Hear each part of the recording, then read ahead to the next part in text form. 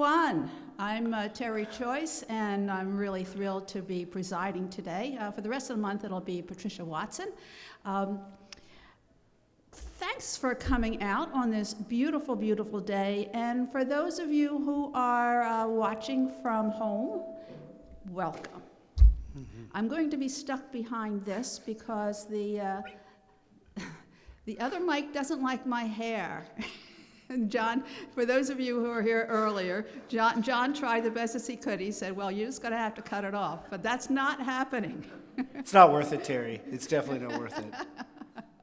So welcome to Reverend Matt Fillier, who's going to fill us in with our announcements. Yeah, folks, I just have a couple of announcements. I'm your preacher for today. And everybody's likely wondering, okay, Matt, what does Phase 5 mean for Bedford United Church? So welcome, Internet land, from wherever you're joining us. And for Nova Scotians who are in the neighborhood, who come to church in person frequently, there's lots of questions with what's going on in their province. So here's what I'm going to say. Throughout the whole pandemic, we've been a community of love and of trust. Our kind of centerpiece here at the church is all are welcome all the time. And we've tried to live faithfully into that despite the restrictions of the pandemic, and that's not going to change. So we have our own reopening team here at BUC that looks at these things, and that group met with the endorsement of council. They created a plan called Slow, Steady, and Full Speed Ahead. And we really want to care for each other as we move through this because we recognize we've got lots of vulnerable people who are older, and we've got lots of unvaccinated people who are younger, children under 12, that we work with on a regular basis. So we've always kind of marched to our own tune about what we're going to do in terms of being a little bit more prudent than maybe even what the restrictions might be, and that's going to continue. So the reopening team, what they decided was to say, listen, this is a new thing to lift gathering limits in the province. We know Delta is real. We know we have community transmission in the Halifax area. So what reopening said is, we're going to go for the slow phase of our own reopening plan, which is that for a few weeks, we're going to keep living just like this. We've been doing really well like this. We're going to continue in basically a phase 4 mentality. So what that means is at the church, if you're coming in person, we do still have gathering limits. So we still do have assigned seating. Absolutely wear your mask. We're still doing physical distancing. We're not doing receptions right now at the church. We're really taking a prudent approach for what happens over the next few weeks, and we'll look and see, how does this play out in the province?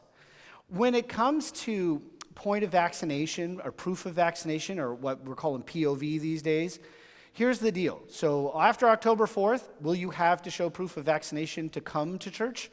No, because according to Nova Scotia, we are an essential service. So we don't look for that. What we strongly encourage, of course, is that everybody continue to be fully vaccinated. That's one of the best layers of protection you can have for yourself and for your neighbor and the vulnerable people around you. So we hope that you will do that. And by all means, of course, we're still masking, we're still distancing. So those things are still in place. When it comes to a group like Sunday School, Family Ministries has decided what they want to do is ask for proof of vaccination because of the population our teachers are working with who can't get vaccinated even if they wanted to. So we will look for proof of vaccination for those volunteers. But if you're a group that's under the banner of BUC like the United Church Women, well, the rule has been that if you're meeting consistently over a long period of time, then it's all good. They're not worried about proof of vaccination because that group consistently gathers, which is why the province says they're not as concerned about the general kind of congregation getting together. So if the UCW met, for example, you do not have to have somebody at the door recording proof of vaccination for everybody who comes to the meeting. Where it does come into play, though, is when we do funerals and weddings and eventually receptions, because you're gathering people who could be from all kinds of places, and they don't normally get together in any consistent way, so there's more risk. So that's why the province is saying in those kind of events, or, if BUC decided to throw a block party, I know they're not popular right now, but if we did, we would need to look for proof of vaccination. Or if we started a new group, right, and we were getting some people together who don't normally gather, that's what we got to do. So we're going to reopen, in our own way. We're going to release that plan that's been endorsed by council this week, so you can see it all. But, we acknowledge that COVID doesn't follow anyone's calendar, right? It doesn't follow anybody's expectations. So we've always taken a bit of a cautious approach because we really want to keep doing this. and not end up in a situation that some other provinces and many of our sister churches and sibling churches are in right now. So let's keep on playing it that way. I got a good news announcement, and that is that apparently everybody at Bedford United Church was born this week. There are like birthdays just coming out of our ears. I apologize if I miss any of them on Facebook that were announced, but like Lou Turner had a birthday, I believe. I know Jason Janes has a birthday. That's why Al's on the keys behind the piano here today. Jennifer Johnson, our administrator extraordinaire, who said, "Don't tell anybody it was my birthday." She had a birthday. And Paige and also has a birthday coming up along with Jen. I think it's on Monday. Katie had a birthday. So 3 of our staff members have birthdays like in the same few days in the office. It's bonkers. So happy birthday to everyone. And Morris Tugwell. Morris Tugwell. Mo's here today. There he goes, right, Mo? Back from PEI. There you go. Right? So just happy birthday to everyone. And my last announcement is this. Terry and I were talking about this morning. I just want to share this with the congregation so folks know. And that's that our Minister of Congregational Care, Reverend Catherine Avon, Katie's got a bit of a family emergency unfolding for her this past week, where her mother-in-law is basically in palliative care. Very suddenly, within the space of a day, they discovered this. So we've released Katie to go and deal with that, to be present with her family as they go through this. She's not looking for like text messages, phone calls, emails. She knows how much you love her. She just really wants to pay attention to family right now. And that means the rest of us, well, we're helping her do that. So if you're out there, whether you're in Nova Scotia or not, and you're like, I would love to serve at Bedford United Church, Terry, can I do that? Now is a great time. You can volunteer to be on any number of teams, committees, even our proof of vaccination folks for when we're doing funerals. There's so many ways you can serve, so I just invite you to think about it's always a great time, and now is an excellent time. If you've been thinking about that, we can use your help. That's it. I'm done. Thank you, Terry. Thank you. And I just had one little announcement. Tony has quite a lot of musical opportunities for us, so check your BUC email. And for the first time, I joined the Christmas choir, and it's been quite a wonderful experience. You folks are in for some fabulous music at Christmas, so hopefully by then we'll be able to fill the church, right? That's what we're planning on. You gotta hope. Yes. We're having the candle lighting now. As these candles are lit, may we find the courage to let go of our fears and find ways to live in peace. May we each honor and express our strengths and talents, feeling humility and gratitude for the God-given gifts that they are.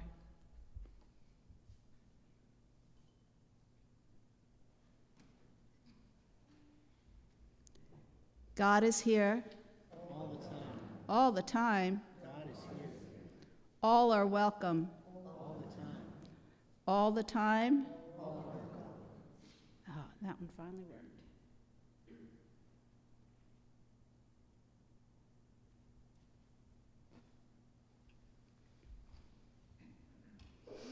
At Bedford United, we acknowledge that we work, worship, and live on the unceded territory of Mi'kma'ki.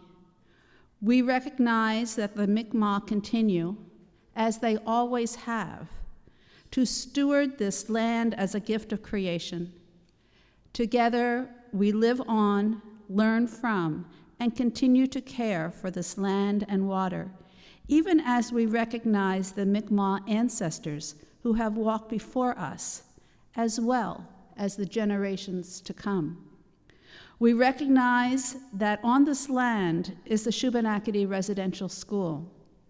Each of us has the power and responsibility to act so that justice would be done. Compassion would well up in us all, and peace would come to all the people in the land. We acknowledge that each of us can educate ourselves and we can make our voice known to our political leaders at every level, that we are concerned about reconciliation, and that we expect them to act on our behalf, tangibly demonstrating our country's commitment to reconciliation and healing. May it be so. So I'd like to welcome our musical entourage today. We have Al on the piano, we have Gordon, and we have Ann. Thank you. Thanks, Terry. I'd like to welcome our wider musical entourage because we're hoping we're going to have some help from you today. Because as you can see, there's a relatively small group up here. I'm a piano player, not a singer like Tony. So I'm hoping with Gordon and Ann's help and your help, and you're allowed to sing now, don't have to hum through your masks. I hope everybody will join and help us through these tunes. So we're going to do some songs today. Some are new to us, actually, and probably new to the congregation, and there'll be some old favorites as well. So we're going to start off with more voices, 113, Jesus saw them fishing. So please stand as you're able to help us out with this singing. Thank you very much.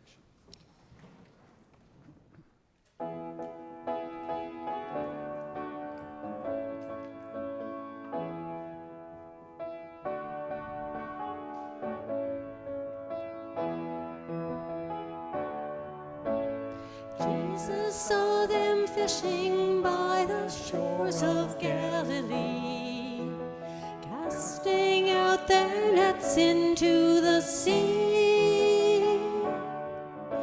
Simon, Peter, Andrew, and the sons of Zebedee, waiting in their boats so patiently.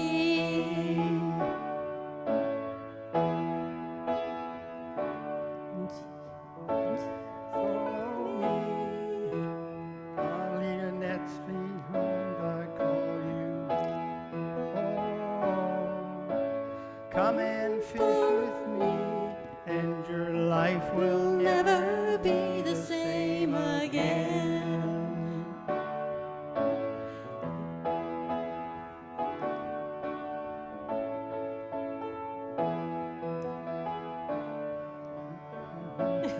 Eternal life. Jesus told him, honor the commandments of the Lord, then sell off all your riches for the poor. And Jesus said, follow me. Oh, leave behind your nets, I call you. Oh, come and fish with me, and your life will never be the same again.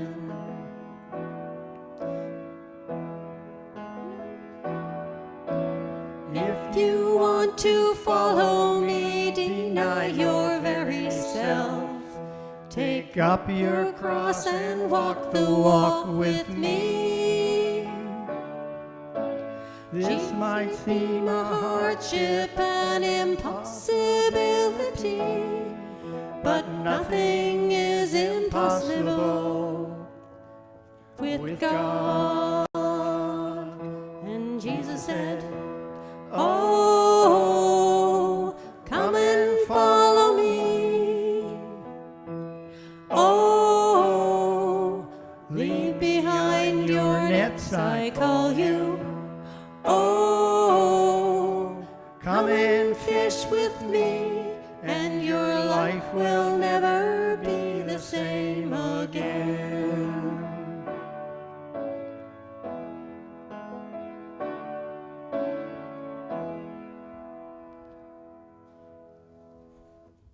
Okay, the next one is more voices, 161. I have called you by your name.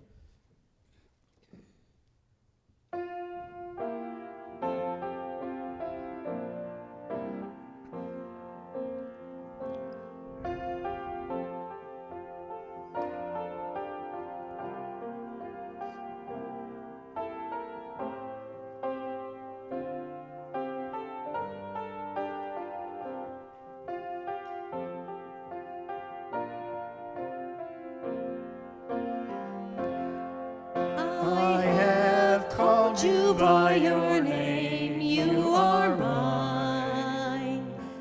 I have gifted you and ask you now to shine. I will not abandon you, all my promises are true. You are gifted, called and chosen, you are mine. I will help you learn my name as you go. Read it written in my people, help them grow. Pour the water in my name, speak the word your soul can claim. Offer Jesus' body given long ago. I know you will need my touch as you go. Feel it pulsing in creation's ebb and flow. Like the woman reaching out, choosing faith in spite of doubt. Hold the hem of Jesus' robe, then let it go. I have given you a name, it is mine. I have given you my spirit as a sign. With my wonder in your soul, make my wounded children whole. Go and tell my precious people they are mine.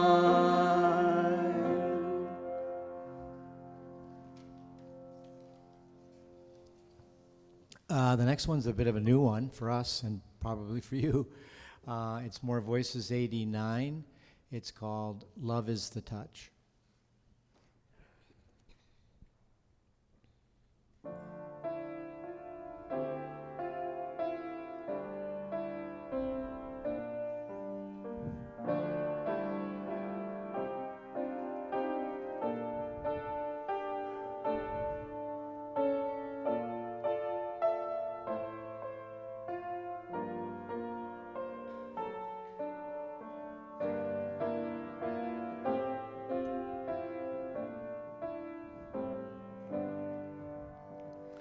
Love is the touch of intangible joy.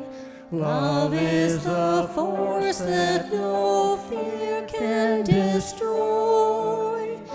Love is the goodness we gladly applaud. God is where love is, for love is of God. Love is the lilt in a lingering voice. Love is the hope that can make us rejoice. Love is the cure for the frightened and flawed. God is where love is, for love is of God. Love is the light in the tunnel of pain. Love is the will to be whole once again. Love is the trust of a friend on the road. God is where love is, for love is of God. The Maker and Spirit and Son. Love is the kingdom, their will has begun. Love is the path which the saints all have trod.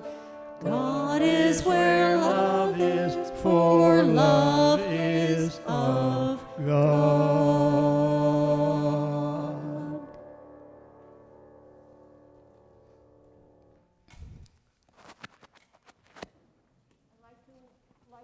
Welcome Jennifer Johnson forward to read from the Book of Mark.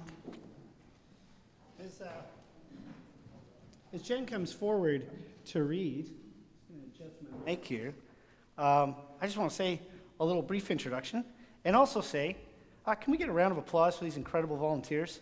For doing Doing an amazing job. Thanks, Al. Thanks, Gord. Thanks, Ann. We really appreciate it. We couldn't sing without you, so we're pretty thankful. Jen's going to share a really interesting scripture reading. We like to keep them interesting at Bedford United.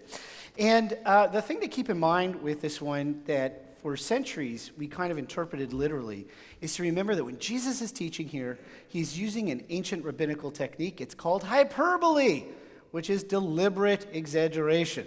So what you're about to hear Jesus say is not that you literally do what he's saying. He's trying to shock his disciples into paying attention to what the core of his message is. So now you're intrigued. Take it away, Jen. Take it away. Good morning. John said to Jesus, "Teacher, we saw someone using your name to expel demons, and we tried to stop it since this person was not part of our group." Jesus said in reply, "Don't try to stop it. No one who performs a miracle using my name can speak ill of me so soon after. Anyone who is not against us is with us. The truth is, anyone who gives you a cup of water in my name because you belong to the Messiah will certainly not go without a reward. Rather than make one of these little ones who believe in me stumble, it would be better to be thrown into the sea with a large millstone hung around your neck. If your hand causes you to sin, cut it off. It would be better to enter life crippled than to have hands and go into Gehenna, where the fire never goes out. If your foot causes you to sin, cut it off. It is better to enter life crippled than to have 2 feet and be thrown into Gehenna. And if your eye causes you to sin, pluck it out. It would be better to enter the kingdom of God with 1 eye than to have 2 eyes and be drawn into Gehenna, where the worm never dies and the fire never goes out. Everyone will be salted with fire. Salt is good, but if salt loses its flavor, how can you make it salty again? Have salt in yourselves and live in peace with one another." And all the people said, "Amen. Pass the salt. Pass the salt." Happy birthday, Jen. I picked that one just for you. I'm going to pay for that on Tuesday when she's back in the office. Friends, good morning. And are you ready for a little good news this morning? Could you use a little good news today? Yeah, I got the best news for you. This is the best news. You ready for this? Ready? Ready, yes or no? Yeah. All right, okay. I can't hear Facebook Live right now, but I'm sure you're screaming at the TV. Get on with it, Matthew. Okay. So, here's my good news. We are one and all up to our eyeballs. We are drowning in debt. We are eternally in the red. We are everlasting debtors. We are all in the same debt now on planet Earth. That's my good news. That's the best news I think we could have. And I want to allay some fears. Some of you are going, this is going to be a stewardship sermon. I know where he's going with this. It is not. So Carol, Janice, if you're watching, that's not where I'm going. Some of you on the internet are going, oh, he's going to preach a sermon about Jesus paying the debts of our sins. If you are somebody who really sees your faith as a financial transaction with the Bank of JC, there are other churches who talk about that. That's not Bedford United. So how is this good news that we're all in debt? Martin Luther King preached a fabulous speech when he accepted the World Peace Prize in Oslo. I think it was December 11th, 1963. And it's called The World House. And in it, King says to the congregation, the people, he says, humanity has it wrong and we need to get it right like yesterday. We think the first law of life is self-preservation. And he says, there's flaws in the Judeo-Christian creation stories that we have in our Bible, but this is not one of them. The tradition in which we stand clearly says that the first law of life is other preservation, not self-preservation. Because there can be no I without a thou. I cannot exist without you as my neighbor. I cannot exist without the birds of the air and the fish of the sea and the animals of the land and the plants in the forest, the sun, moon, and stars. We owe everything to everyone and everything all the time. He takes an example of a cup of coffee and says, when you get up in the morning and you have your cup of coffee, who do you think grew that coffee? Where did it come from? The workers, the plants, the forest. How many different industries are involved in transporting that coffee to processing and washing and on planes and on trucks and through factories and grocery store chains and tractor trailers, all to get to your breakfast table to have that first sip of Tim's. By the time you do that, you owe the entire planet that cup of coffee. And we're not even talking about the ceramic your mug is made of, right? We think today we're breathing the air in Nova Scotia. We're bringing the air from the lungs of the world in the rainforest, which right now are being mowed down for profit and industry. It's the air of the planet we're breathing, not the air of Nova Scotia. We are completely dependent. We owe everyone everything all the time. How is this good news?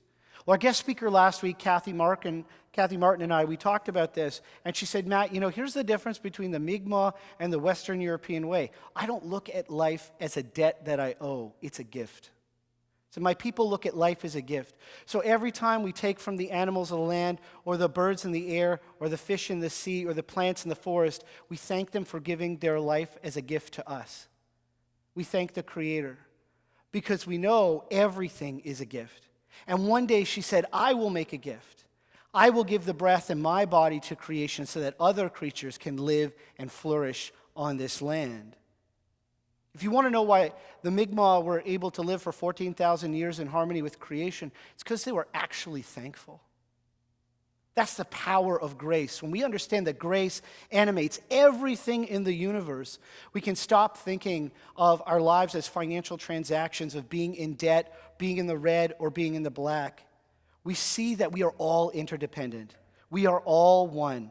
There is abundance in this creation. There is, dare I say, heaven on earth, if we can live with the law of other preservation as our first law.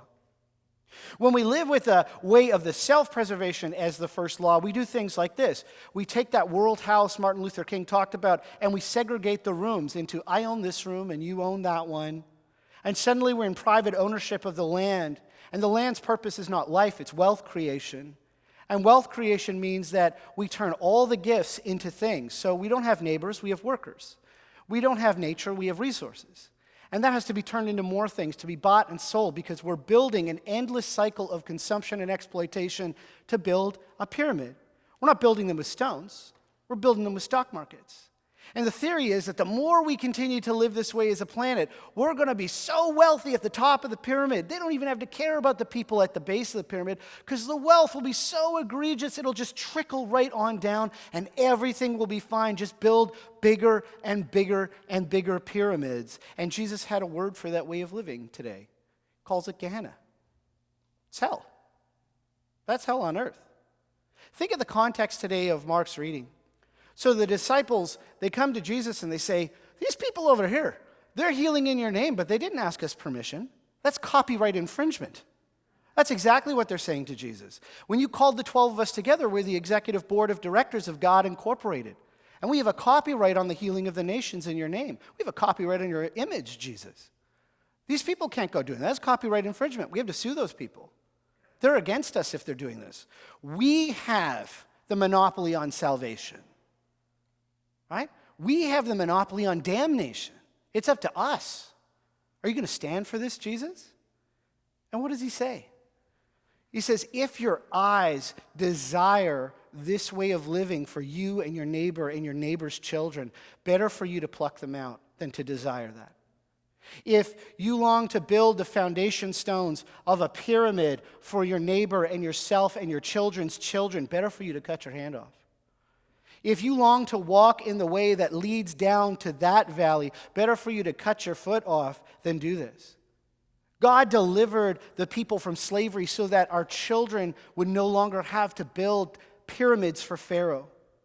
If you choose this, Jesus is saying, better for you to tie a millstone around your neck and throw yourself into the sea. Because living in slavery, the Jewish people learned, makes hell in your heart and your mind and your body. And it takes generation after generation after generation to get rid of this trauma and suffering. Jesus would say to us, I believe today, Canada, look at residential schools. That's inviting Gehenna into Indigenous lives.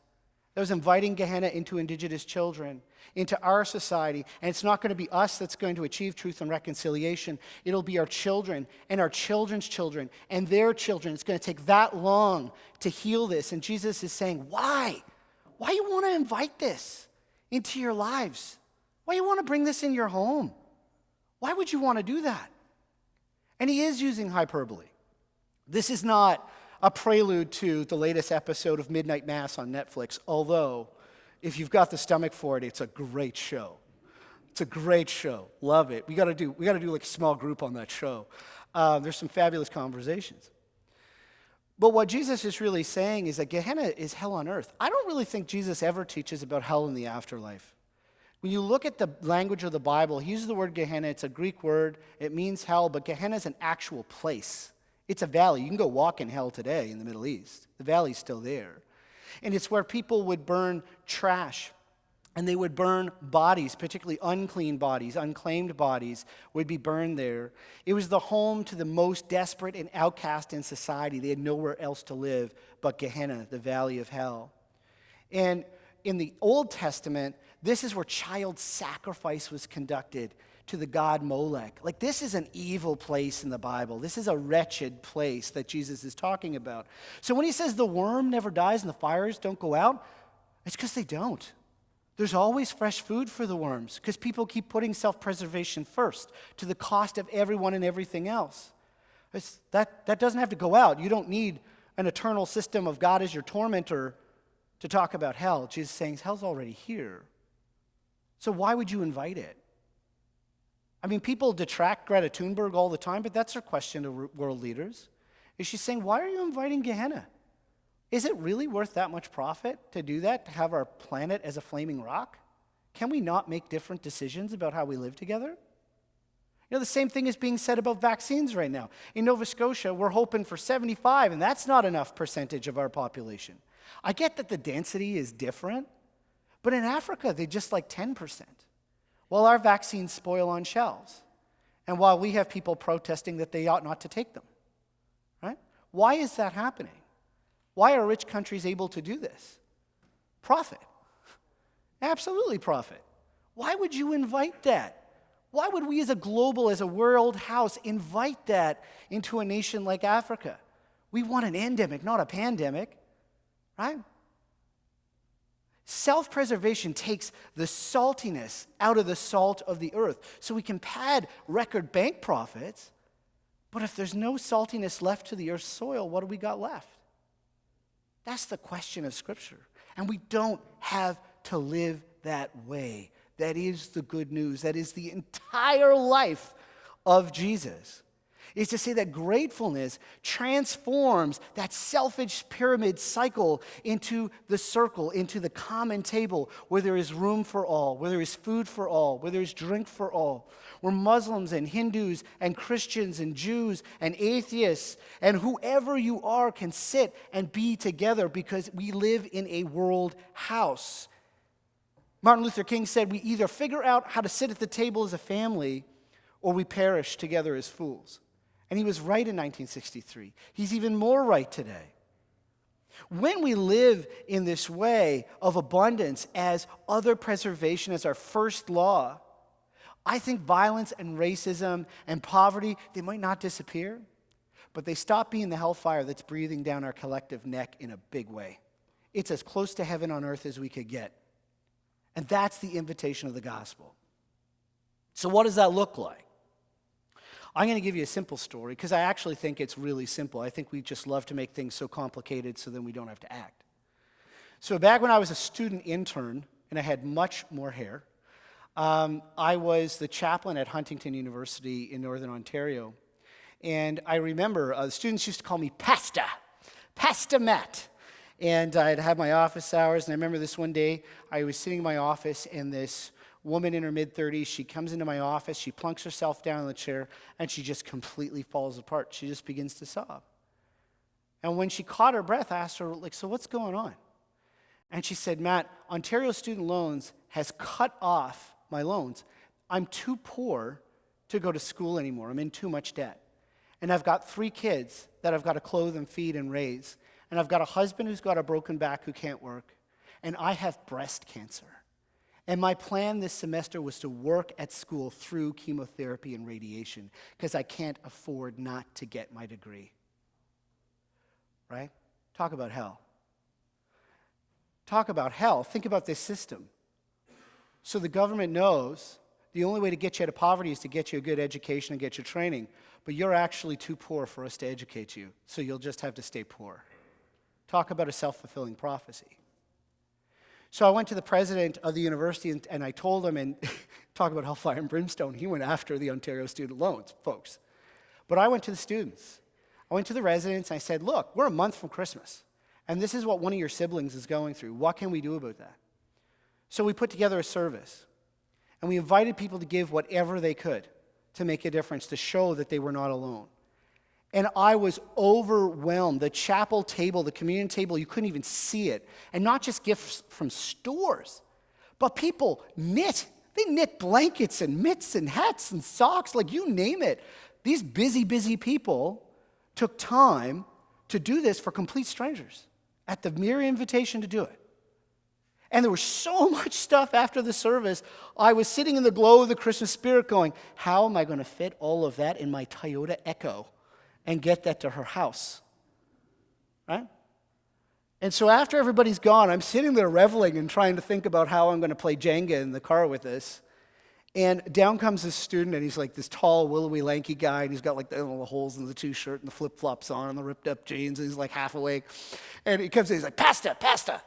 Like, how's it going, Mike? He's like, I'm sorry I didn't come to the service. Like, that's all right, Mike. It's just good to see you. He said, I just wanted to make sure that you gave this to the family on my behalf. He gave me $20. Probably his $20 to live on that week. Martin Luther King said, when you give money to others, if you do not give it with empathy, you are giving salt without saltiness. That was a pretty salty $20 bill. That was from his abundance, not from his scarcity. And I will never forget when Lorna happened to be there with me when we delivered it. You know, the two of us were jammed in that little tiny car with all this stuff. Like if the RCMP pulled us over, we were toast because there was like, we couldn't move besides the steering wheel and the brake, right? I'll never forget the look on her face when we delivered that. I'll never forget when the president was able to call her and say, your loans have been reinstated with apologies. I'll never forget that she worked her way through school with breast cancer to get out of poverty. That was her goal, right? In that moment, this eruption of grace was possible, all because people who were operating in self-preservation started wondering about other preservation. And if that can happen in that moment, imagine what can happen if we could corporately, communally think of living with preserving the life of all others on this planet. Here's a funny thing about pyramids in geometry. Pyramids aren't actually sustained by building a bigger, thicker, wider base. They're actually sustained by the force of a circle within them. And if that circle starts to expand enough, the pyramid can't stay upright. It'll all come a-tumbling down. Jesus' invitation to the disciples and to us today is, for the love of God, draw the circle wide. Friends, we are all in this planet in the same debt now. And that is the best news we could have because it means we can begin to make different choices. Friends, the Spirit in me honors the Spirit in you. And all the people said, Amen. Well, I was putting this one together. Love this quote from Dr. Martin Luther King. Just kind of remember this to everybody listening out there and everyone here in church. Everybody can be great because anybody can serve. You don't have to have a college degree to serve. You don't have to make your subject and your verb agree to serve. You only need a heart full of grace and a soul generated by love, and every single one of us has that. So think of the possibilities. I was really inspired by this piece that I picked up, actually, by being part of Bedford United Church. It's called Boathouse Blues. And if I could change the lyrics, I would be singing, we're all in the same debt now. But Bruce Harding wrote it as, we're all in the same boat now. It's a hymn of solidarity and praise and hope that we can make a difference in different choices. And I brought it to these beautiful people, and they said, Matt, we like your harebrained scheme, and we're going to sing it together. So Alan's going to invite you to all stand as you are able, and at home, we're going to put the lyrics on the screen, and And we're going to try and sing this one together. Take it away, Al.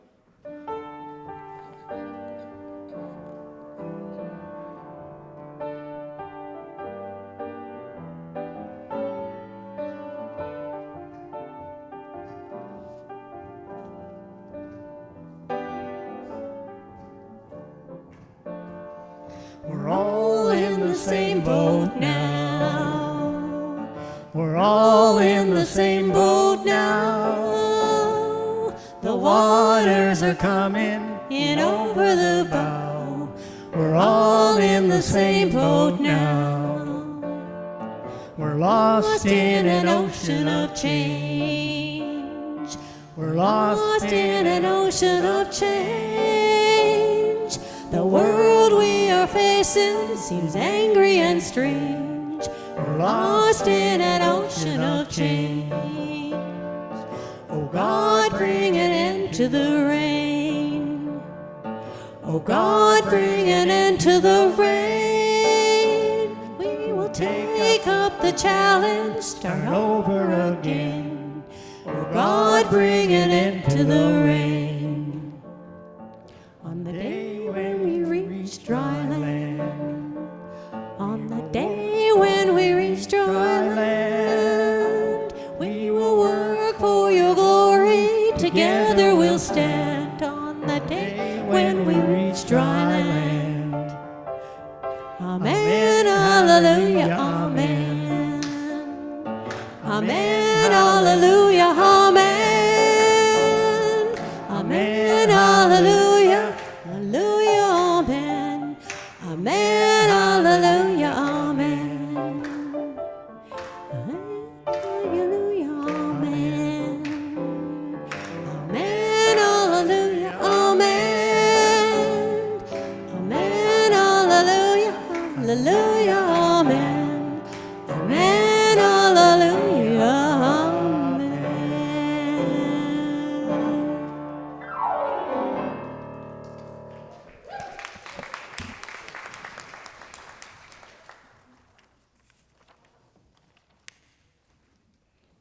Let's be seated. Oh, and Terry and I have wonderful things to do. Yeah. Yes, we do. Yes, we do. But you can be seated. You can be seated, though. Here I was thinking my work was done. I should know better by You now. designed this, Matt. Right, yeah. Oh, yeah, right. I put this together, didn't I, Terry? Yeah. Yeah, Terry and I are going to invite people who would like to light a candle to come on down and do so. And we're going to be standing over here. We'll hand you the votive, and we'll light it for you. And you can place it here. If you'd like to think of something that you're grateful for today, and the question we'd like to give folks to think about at home, you can certainly note this in the chat, and Daryl's keeping a record of that, and Terry and I will light candles too. It's just to think about, how can you serve? How can we serve together as a church, as a community, as human beings to change the world? Right? We should be grateful for that opportunity. So we invite you, if you want to come on forward and light a candle, or if you want to remember something that you're grateful for today, we invite you to do that. Now Al's going to play a little bit for us. So come on down. Here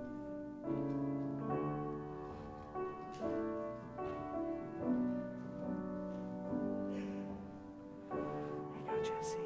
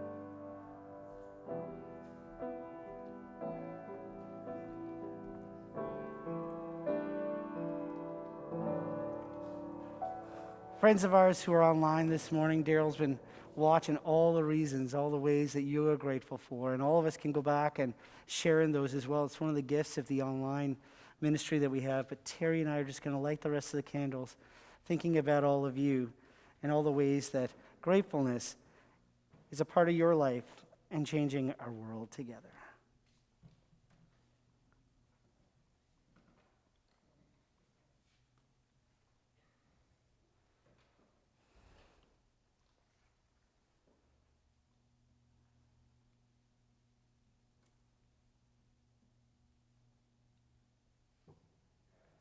So as we light these and you're watching at home, we're thinking about you, thinking about the folks that weren't able to be here today, or people who are, I'm not sure that I want to go forward right now today, but it's in my heart.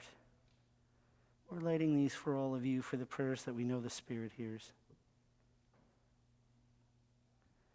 Amen.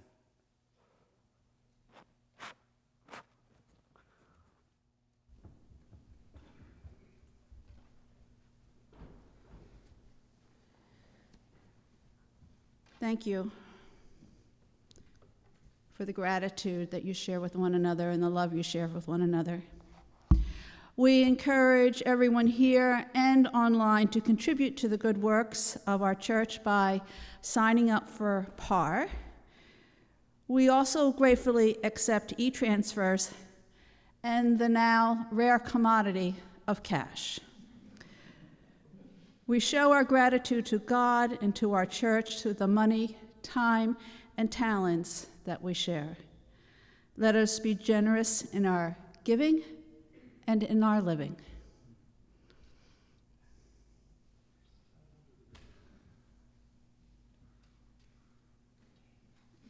That's you, Al. Thank you, Al. Okay, our last song is More Voices 145 called Draw the Circle Wide, so please stand as you're able and help us out.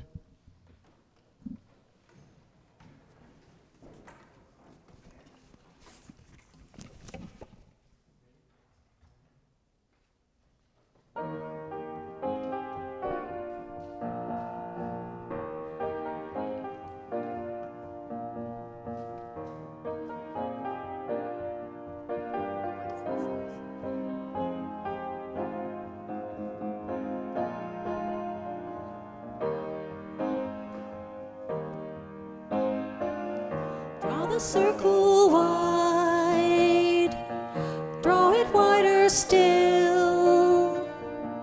Let this be our song, no one stands alone, standing side by side. Draw the circle wide. God, the still point of the circle, round whom all creation turns. Nothing lost but held forever in God's gracious arms.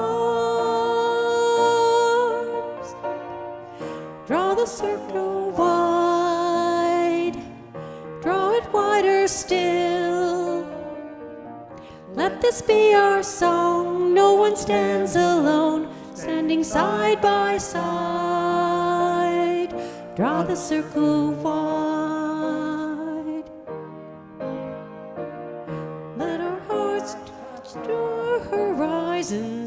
So encompass great and small.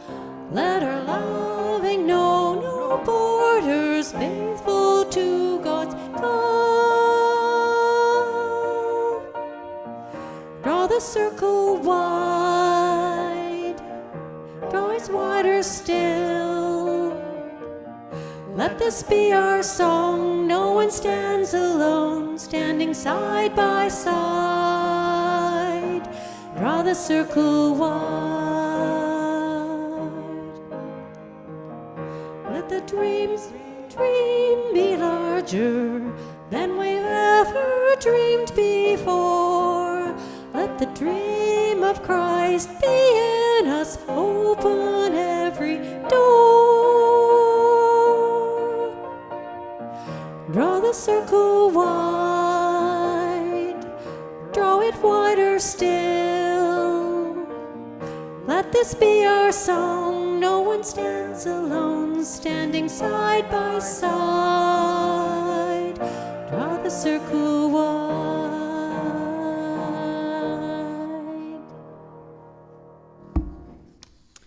Thanks to everyone who made the service possible today.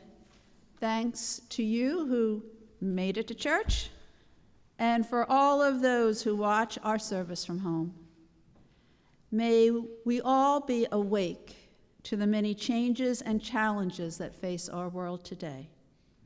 May our faith bring us the strength and the tenderness to work together to make life better for ourselves, for each other, and for this beautiful earth. Amen. Go now in peace. And this last one is a new one, and we're not going to ask you to speak, to do the verse in Spanish this time. Next week, maybe, but not this week. So here we go. It's a brand new one. It's called Go Now in Peace.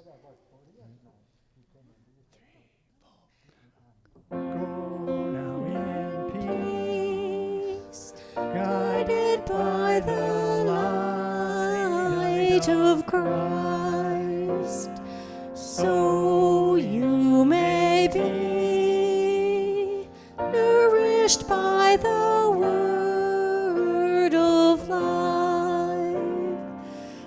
Go now in peace, guided by the light of Christ, so you may be nourished by the